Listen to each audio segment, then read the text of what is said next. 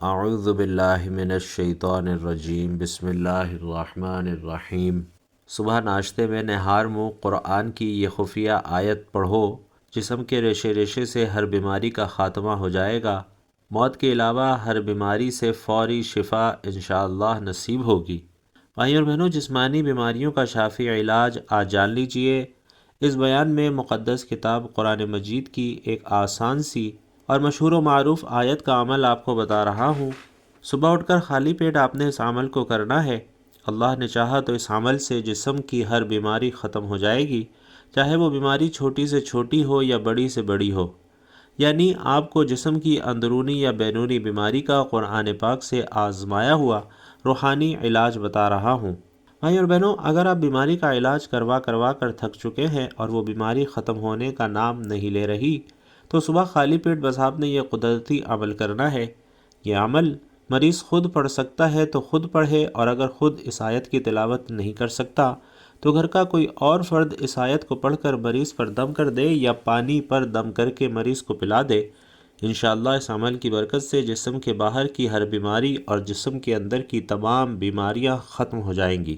بھائیوں اور بہنوں، جس کسی نے بھی اس عمل کو کیا، انشاءاللہ اس کی وجہ سے اس کے جسم میں موجود دیگر بیماریاں جیسا کہ گیس، کاہلی، سستی اور کمزوری وغیرہ صرف اس عمل کی وجہ سے ختم ہو جائے گی۔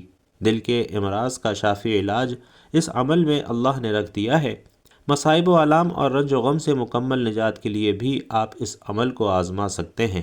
ناظرین، یقیناً اب آپ سوچ رہے ہوں گے کہ یہ مشہور صورت کون سی ہے، اس کا وظیفہ کیا ہے، کیسے کرنا ہے۔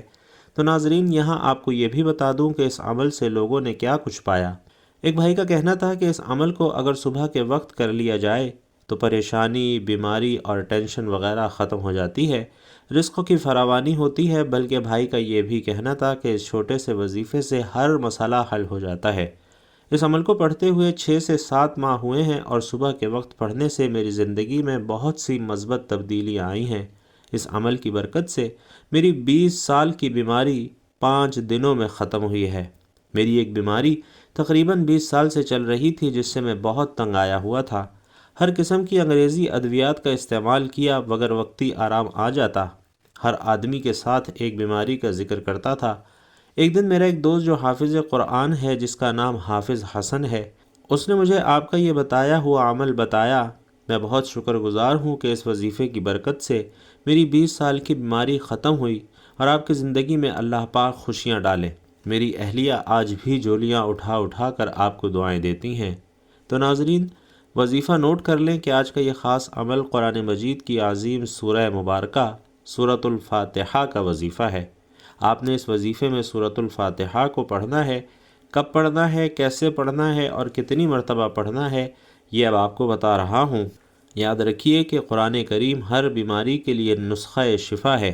قرآن پاک خود مریض کو پڑھنا چاہیے، اور جدید تحقیق سے ثابت ہوا ہے کہ مریض پر سب سے زیادہ اثر خود اس کی اپنی آواز کا ہوتا ہے۔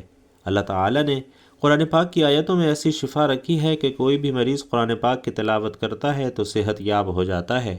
اللہ رب العزت نے قرآنی آیات میں ہمارے لیے زندگی رکھی ہے، لہٰذا اگر کسی بیمار یا سست خلیے پر اللہ کا کلام پڑھا جائے تو وہ خلیات تر و تازہ ہو جاتے ہیں، ان میں زندگی بحال ہو جاتی ہے اور امراض کی مدافعت کی قوت بڑھ جاتی ہے۔ بھائیو اور بہنوں، یہیں سے ہمیں یہ روشنی بھی ملتی ہے کہ مخصوص امراض پر مخصوص قرآنی آیات پر دم کر کے پانی پینے سے اللہ تبارک و تعالیٰ کے فضل و کرم کی بدولت شفا ملتی ہے۔ اللہ رب العزت نے پوری انسانیت کے لیے تا قیامت مکمل ضابطۂ حیات، ایک نور مبین، ایک مقدس کتاب قرآن مجید حضرت محمد صلی اللہ علیہ وسلم کے ذریعے عطا فرمائی، جس میں اللہ نے زندگی کے تمام شعبوں، عبادت، ریاضت، عدالت، امانت، قیام و طعام، لین دین، پیار محبت، غرض یہ کہ ہر پہلو پر ایک مکمل ضابطۂ حیات دے کر بھیجا ہے اور کوئی پہلو تشنا نہیں چھوڑا۔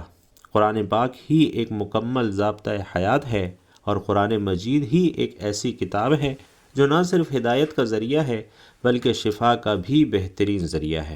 قرآن مجید میں ناظرین، اللہ تبارک و تعالیٰ فرماتے ہیں کہ لوگوں، تمہارے پاس رب کی طرف سے نصیحت آ گئی ہے۔ یہ وہ چیز ہے جو دلوں کے امراض کی شفا ہے، اور جو اسے قبول کر لے ان کے لیے رہنمائی اور رحمت ہے۔ اے نبی کریم صلی اللہ علیہ وسلم کہہ دو کہ یہ اللہ کا فضل اور مہربانی ہے کہ یہ خبر اس نے بھیجی، اس پر تو لوگوں کو خوش ہونا چاہیے۔ قرآن مجید مردہ لوگوں کے لیے آب حیات اور پژمردہ دلوں کے لیے طمانینت بخش ہے، لوگوں کو ان کے رب کے حکم سے تاریکی سے نکال کر روشنی کی طرف لاتا ہے اور صراط مستقیم پر گامزن کرتا ہے۔ جس کا قول قرآن مجید کے مطابق ہے وہ صادق ہے، اور جو اس کے احکامات پر عمل پیرا ہوتا ہے وہ کامیاب ہو جاتا ہے۔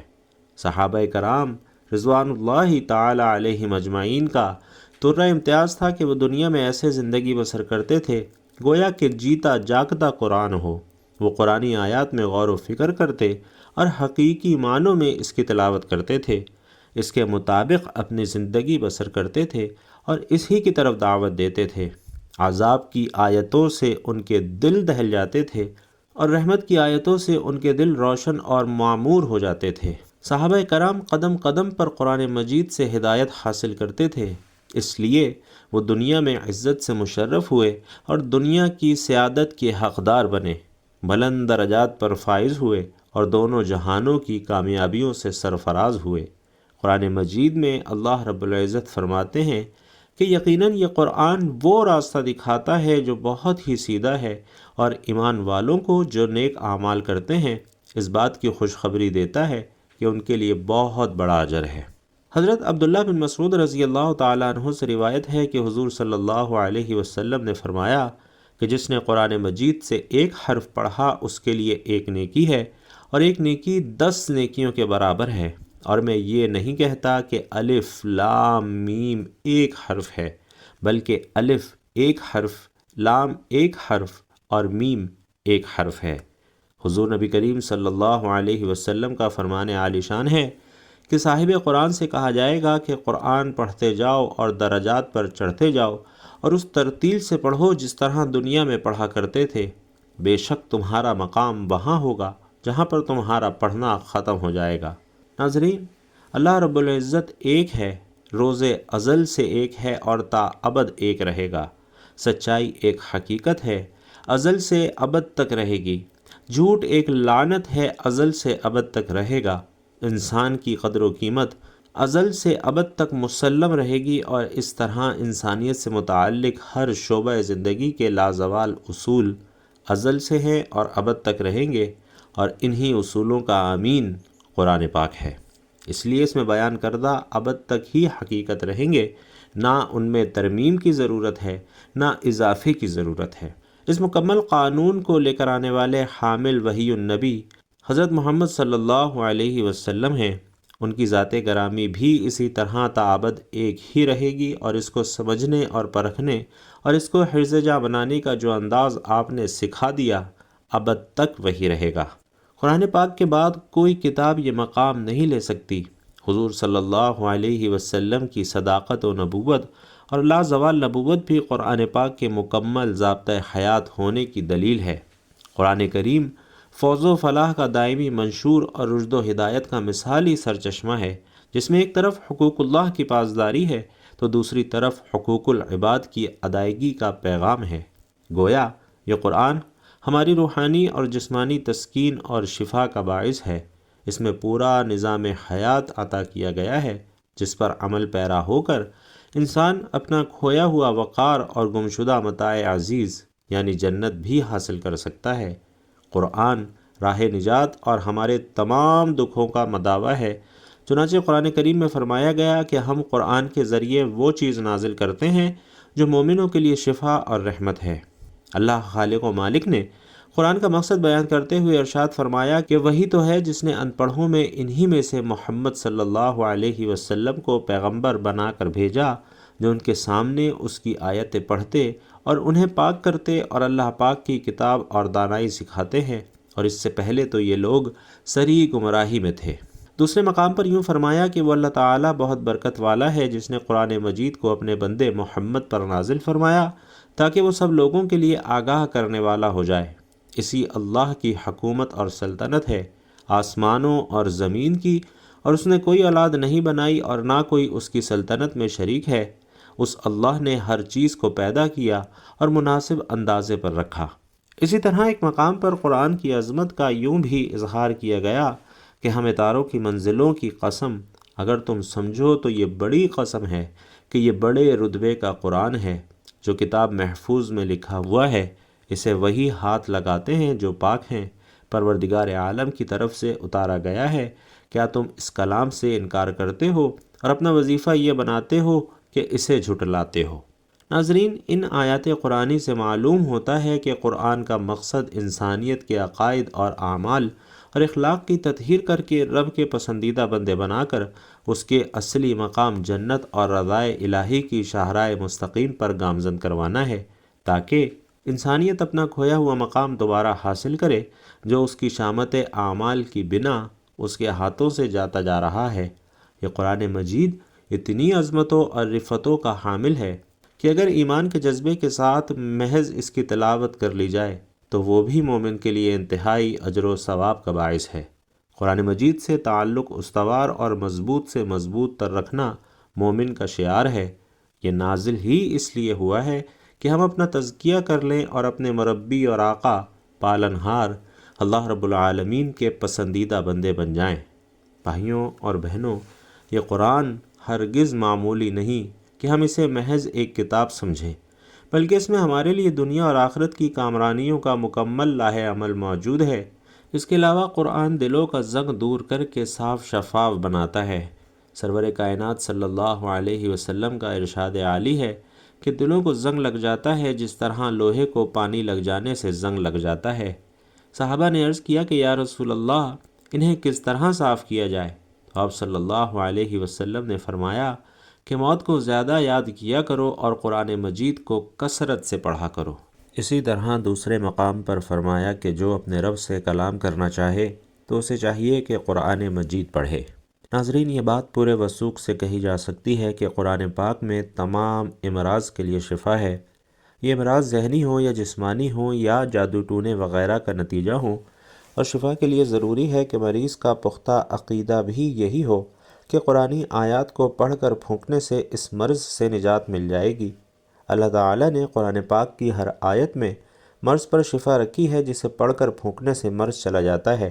اب یہ الگ بات ہے کہ ہمیں شفا کا باعث بننے والی زبان کا علم نہیں ہے جسے اللہ پاک قرآن پاک میں سموئے ہوئے ہیں، اسی لیے ہمیں قرآنی آیات پڑھنے کے سلسلے میں محنت کرتے رہنا چاہیے۔ ہمیں یہ یقین سچے دل سے کرنا چاہیے کہ قرآنی آیات پڑھ کر پھونکنے سے ہمیں شفا ملے گی۔ اللہ تعالیٰ فرماتے ہیں کہ یہ تو ایمان والوں کے لیے ہدایت اور شفا ہے، یہ ایمان والوں کے لیے شفا کا باعث ہے اور کفار اس کو نہیں سمجھ سکتے۔ اللہ تعالیٰ کی رحمت بہت وسیع ہے اور ہر شخص اس کو اپنے ظرف اور ہمت کے مطابق ہی حاصل کر پاتا ہے۔ اللہ تعالیٰ کی رحمت کو تمام سمندروں کی گہرائی ملا کر ڈالا جائے تو بھی اس کی وسعت اور گہرائی ختم نہیں ہو سکتی۔ یہ حاصل کرنے والے پر منحصر ہے کہ وہ اسے کیسے اور کتنا حاصل کرتا ہے۔ اللہ تعالیٰ فرماتے ہیں، اے لوگو، تمہارے پاس تمہارے رب کی طرف سے ایک ایسی چیز آئی ہے جو نصیحت ہے، اور دلوں میں جو روگ ہیں ان کے لیے شفا ہے اور رہنمائی کرنے والی ہے، اور ایمان والوں کے لیے رحمت ہے۔ قرآن مجید ہر قلبی، روحانی، جسمانی اور نفسیاتی بیماریوں کے لیے شفا ہے۔ قرآن مجید خود بیان کر رہا ہے کہ دلوں کے روگ، حسد، کینہ، بغض، منافقت، ڈپریشن وغیرہ ان سب کے لیے شفا ہے۔ اللہ تعالیٰ کا ذکر روح کی غذا ہے اور جسم کو طاقت اور توانائی بخشتی ہے۔ اللہ تعالیٰ فرماتے ہیں کہ ہر قسم کے میووں سے کھا، پھر اپنے رب کی تجویز کردہ آسان راہوں پر چل، ان کے پیٹ سے پینے کی چیز نکلتی ہے جس کے رنگ مختلف ہیں، اس میں لوگوں کے لیے شفا ہے، بے شک اس میں ان لوگوں کے لیے نشانی ہے جو سوچتے ہیں۔ بھائیوں اور بہنوں، انسان کی بیماریوں میں اس کی خوراک کا بھی عمل دخل ہوتا ہے، اور اس لیے اللہ تعالیٰ یہاں انسان کو جسمانی بیماریوں کا علاج بتا رہے ہیں۔ ڈرائی فروٹس توانائی کا بہترین ذریعہ ہیں، اور زیر غور آیت میں اللہ تعالیٰ شہد کو شفا قرار دے رہے ہیں۔ حضرت ابن مسعود رضی اللہ تعالیٰ عنہ سے روایت ہے کہ رسول اکرم صلی اللہ علیہ وسلم نے فرمایا، تم لوگ شفا دینے والی دو چیزوں کو یعنی شہد اور قرآن کو لازمی پکڑو۔ ناظرین، جسم کے کسی حصے میں درد ہو تو سورۃ الفاتحہ پڑھ کر دم کیا جاتا ہے۔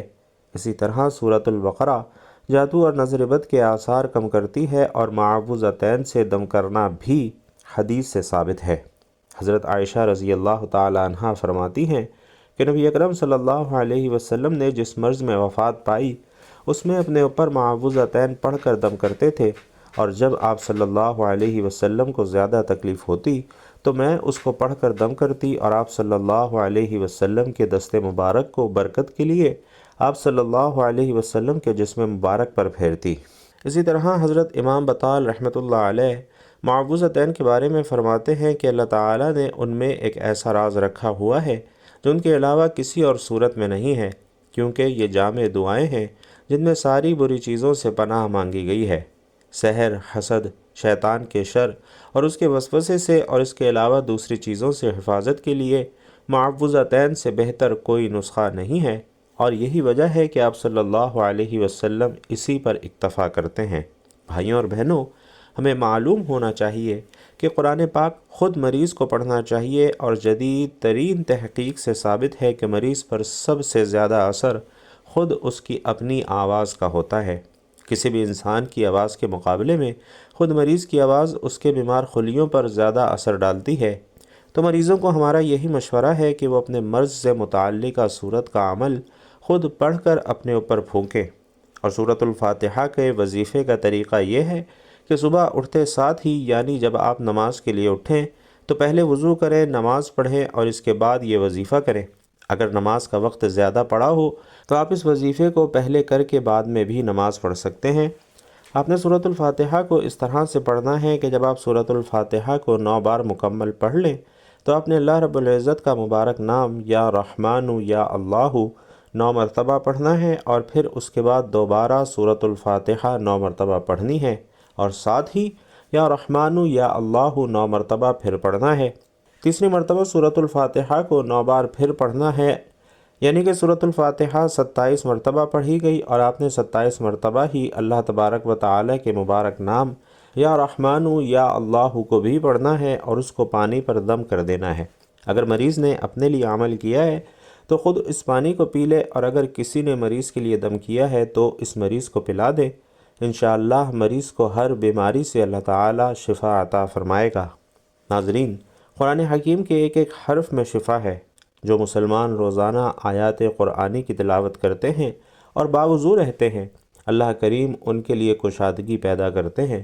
ایسے لوگ کبھی دنیاوی مسائل سے شاکی نہیں ہوتے، نہ انہیں ڈپریشن ہوتا ہے، ان کا دل اور دماغ پرسکون رہتے ہیں، جیسا کہ سورۃ الفاتحہ کو روزانہ پڑھنے والوں کا معاملہ ہے۔ رسول اللہ صلی اللہ علیہ وسلم کا فرمان ہے کہ سورۃ الفاتحہ میں موت کے علاوہ ہر مرض کے لیے شفا ہے۔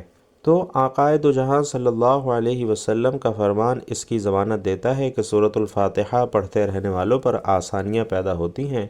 جو کوئی بھی سورۃ الفاتحہ کا عامل بن جاتا ہے، اس کا بے تحاشا ذکر کرتا ہے، تو ایسے لوگوں پر معاشی تنگی نہیں ہوتی، انہیں غیب سے رزق ملتا ہے، بیمار ہوں تو جلد صحت یاب ہو جاتے ہیں۔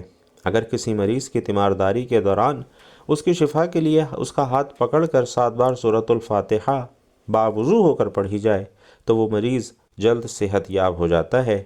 مریض کو قرآن پاک کی آیتوں میں غور اور فکر بھی کرنا چاہیے جنہیں وہ سن رہا ہے، کیونکہ قرآن میں تدبر اور تفکر اور اس کے معنی کو سمجھنے کی کوشش کرنا بھی ایک طریقے کا علاج ہے۔ اور ناظرین، علاج بالقرآن کو فعال بنانے کا ایک طریقہ یہ ہے کہ مریض سوتے ہوئے توجہ کے ساتھ قرآن پاک کی تلاوت سننے کا اہتمام کرے۔ مریض بلکہ صحت مند انسانوں کو بھی یہ بات معلوم ہونی چاہیے کہ نیند کے عالم میں بھی انسانی دماغ کام کرتا رہتا ہے۔ دماغ قرآن پاک کی آواز سے متاثر ہوتا ہے۔ بے شک یہ قرآن ہدایت اور رحمت ہے۔ وہ لوگ جو کسی بھی جسمانی، روحانی الجھن یا ذہنی کرب میں مبتلا ہیں، انہیں چاہیے کہ صبح، دوپہر، شام آنکھیں بند کر کے سورۃ الفاتحہ 9 بار پڑھیں اور 7 روز تک متواتر پڑھتے رہیں۔ ہر دفعہ پڑھنے کے بعد آدھا گلاس پانی آنکھیں بند کر کے 3 بار دل میں اللہ کہہ کر 3 گھونٹ میں پی لیں۔ اس صورت سے جسمانی اور روحانی سکون آپ حاصل کر سکتے ہیں۔ آپ ہر طرح کے مسائل اور رنج و غم سے محفوظ رہ سکتے ہیں۔ تو سورۃ الفاتحہ کو اپنا ورد بنائیے۔ اللہ رب العزت سے دعا ہے کہ ہم سب کو نیکی کی بات سننے، سمجھنے اور اس پر عمل کرنے کی طاقت اور توفیق مرحمت فرمائے۔ میرا سنانا اور آپ کا سننا اپنی بارگاہ میں قبول و منظور فرمائے، آمین یا رب العالمین۔ بھائیوں اور بہنوں، آخر میں آپ سے گزارش ہے کہ اگر آپ بھی اپنے رزق میں وسعت، برکت اور کشادگی چاہتے ہیں تو اللہ رب العزت کا انتہائی طاقتور صفاتی نام یا رحمانو کمنٹ باکس میں ضرور لکھیے گا۔ اللہ تبارک و تعالی آپ سب کا حامی و ناصر ہو، آمین یا رب العالمین۔